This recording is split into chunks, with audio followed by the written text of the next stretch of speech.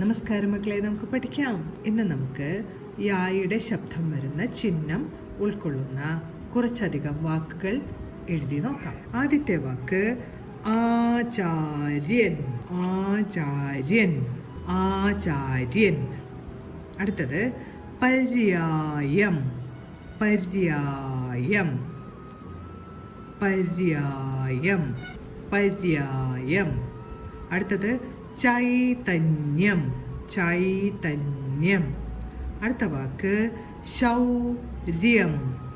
ശൗര്യം, ശൗര്യം. അടുത്തത് വ്യത്യാസം. വായുടെ കൂടെ യായുടെ ചിഹ്നം ഇട്ടു, തായുടെ കൂടെ യായുടെ ചിഹ്നം ഇട്ടു, ആന്റെ ചിഹ്നം ഇട്ടു. വ്യത്യാസം, വ്യത്യാസം. അടുത്തത് ആവശ്യം.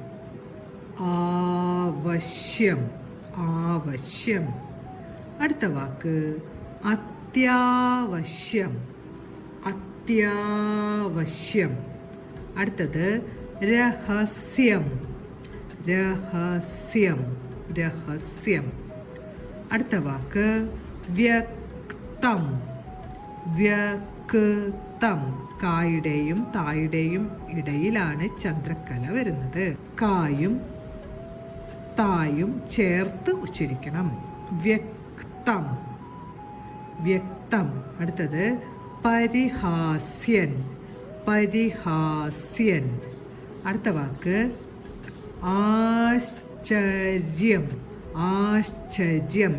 ഇവിടെയും ഷായുടെയും ചായുടെയും ഇടയിലാണ് ചന്ദ്രക്കല. ഷായുടെ മുകളിലായിട്ടാണ് ചന്ദ്രക്കല.